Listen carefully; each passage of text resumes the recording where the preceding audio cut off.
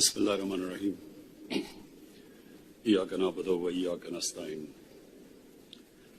Your Excellency,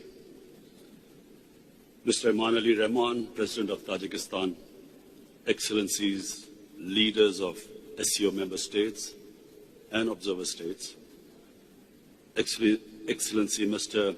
Vladimir Norov, SCO Secretary General, Excellency Mr. Jamakon, Director, Executive Committee of SCO Regional Anti-Terrorist Structure, distinguished delegates, it is a pleasure to be in the beautiful city of Dushanbe for this landmark SCO summit. This moment is doubly auspicious as it coincides with the 30th anniversary of Tajikistan's independence. We extend heartiest congratulations to the brotherly people of Tajikistan. I also take this opportunity to facilitate President Imran for his wise stewardship of SCO during Tajikistan's presidentship. Excellencies, the 20th anniversary of SCO is an important juncture to reflect on our journey so far. From the watershed moments in 2001, SCO has come a long way. Guided by the Shanghai spirit, SCO has steadily grown in size and stature.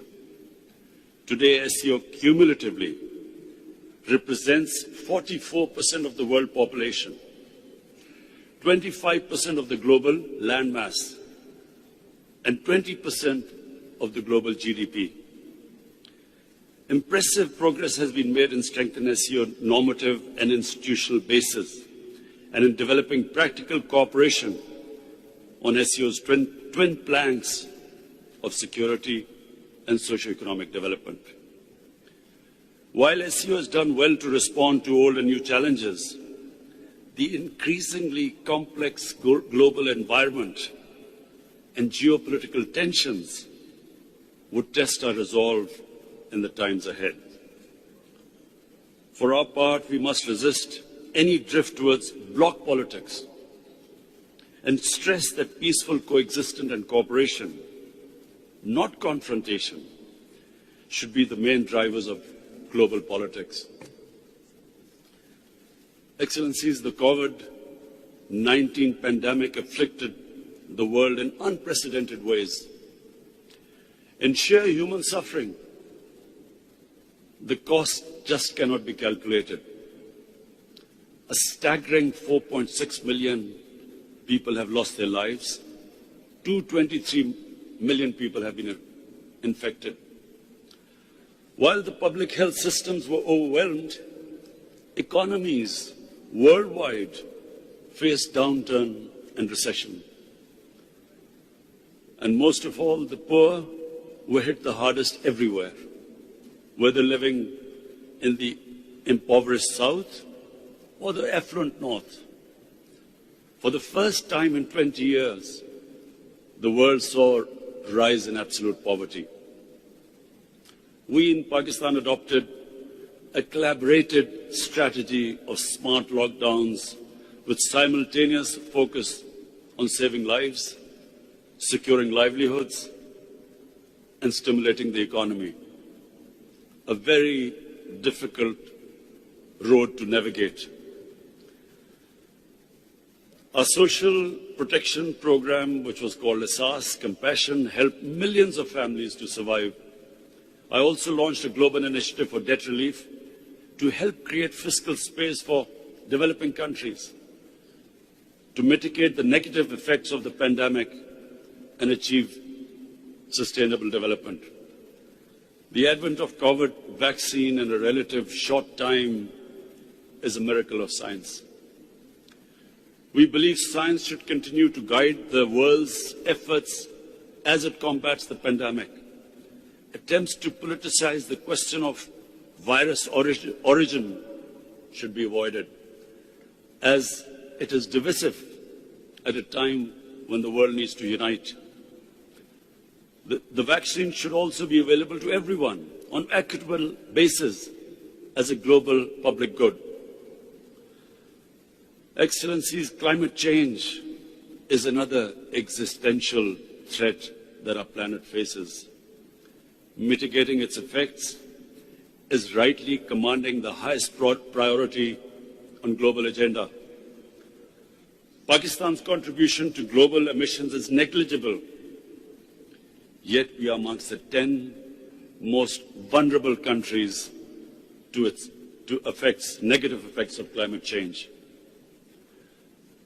My government, I'm proud to say we've initiated a flagship program of planting 10 billion trees. Our initiative for Clean and Green Pakistan not only aims to protect nature and restore ecosystems, but also expand ecotourism and create thousands of new jobs for our youth. We're also committed to shifting our energy mix towards a clean and low-carbon trajectory, and are projecting 60% of our energy to be clean by 2030.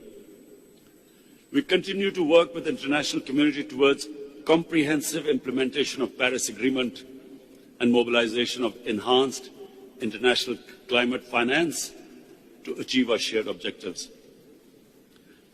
Excellencies, as the world marked the 20th anniversary of 9/11 attacks, we are all reminded that despite international community's earnest efforts, the threats posed by terrorism still persist. Associating one religion with terrorism has enabled far-right, populist and supremacist groups around the world to propagate, multiply and accumulate influence. In some cases, such extremist and bigoted ideologies have ascended to capture the state power in so-called democracies. The fight against terror should not be won if we ignore that these threats and challenges, the biggest of which is state terrorism, perpetrated against people living under foreign occupation in disputed territories. For decades, Pakistan has suffered from terrorism that was planned, supported, financed, and orchestrated by state entities from across the border. Outside the active zone of conflict, no other country has suffered more than Pakistan. We have suffered 80,000 casualties, an economic loss in excess of $150 billion, apart from millions of people being internally displaced. Yet our resolve remains strong. We will continue to be a reliable and a willing partner of the international community in the fight against terrorism and extremism. Excellencies, threats to international and regional peace and security is a vital interest of SCO. We believe faithfully implementing UN Security Council resolutions for peaceful settlement of outstanding disputes is a necessary condition for peace and indispensable for creating an environment of cooperation. Unilateral and illegal measures to change the status of disputed territories in violation of Security Council resolutions run counter to this objective. Such measures must be condemned and opposed firmly for being in violation of the SCO Charter and its well-established principles of interstate relations. Excellency, most significantly, Afghanistan is rightfully the focus of our attention in view of the recent developments. The sudden change of the previous regime, which took everyone by complete surprise, the takeover by Taliban, and the full withdrawal of foreign forces has established a new reality in Afghanistan. That all this happened without bloodshed, without civil war, without mass exodus of refugees, should be a matter of relief to all of us. We in Pakistan were fearing a bloodbath like it happened after the Soviets exited from Afghanistan in 1989. It is now in the international community's collective interest to ensure that there is no renewed conflict in Afghanistan and the security situation is stabilized.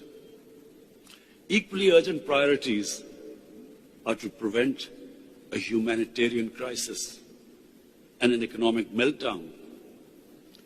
We must remember that the previous Afghanistan government survived on 75% of foreign aid. With the removal of foreign aid, there is a danger of economic collapse. And this is the time to stand with the people of Afghanistan. We commend the UN Secretary General and UN agencies for leading from the front in mobilizing international support for the immediately needed humanitarian assistance. Apart from helping in the international evacuation efforts, Pakistan has extended all possible support and provision and facilitation of humanitarian relief. Going forward, we believe positive engagement of the international community with Afghanistan is extremely important. This is a rare opportunity to finally end 40 years of war in Afghanistan. This moment should not be squandered. It would be unwise at this critical juncture to spread negativity or indulge in mischievous propaganda, as some spoilers sought to do. This will only serve to undermine the prospects of peace to the detriment of the Afghan people. For their part, the Taliban must fulfill the pledges they have made, and most of all, for an inclusive political structure where all ethnic groups, all sects of Afghanistan are represented. And this is vital for peace and stability. Apart from that, the human rights of all Afghans should be protected, and they should ensure that Afghanistan is never again a safe haven for terrorists.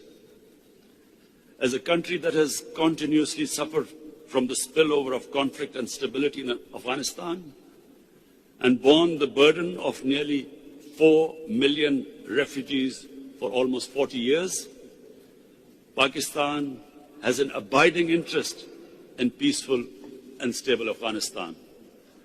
We will continue to support a stable and prosperous Afghanistan, and we must all realize that the history of Afghanistan suggests that the people of Afghanistan fiercely protect their sovereignty. Afghanistan is one country that cannot be controlled from outside.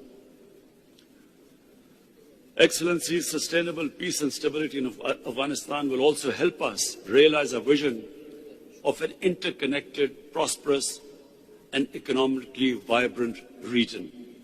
In Pakistan, we have shifted our focus from geopolitics to geoeconomics. Our new economic security paradigm has 3 central pillars: peace, development partnerships, and connectivity. Pakistan's geostrategic location as a natural bridge connecting Central Asia with South Asia finds its manifestation through the platform of SCO. Pakistan offers the shortest route to the sea for many of our partners in Central Asia.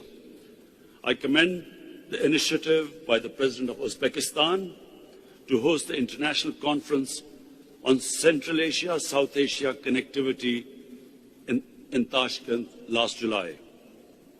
There is no doubt that the web of rail, road, and sea and air links across the SCO region will usher in a new era of enhanced trade, energy flows, and people-to-people exchanges. This hard and soft connectivity will contribute significantly to progress and peace in the region and beyond. These trans-regional linkages will be reinforced by the China-Pakistan Economic Corridor, the flagship project of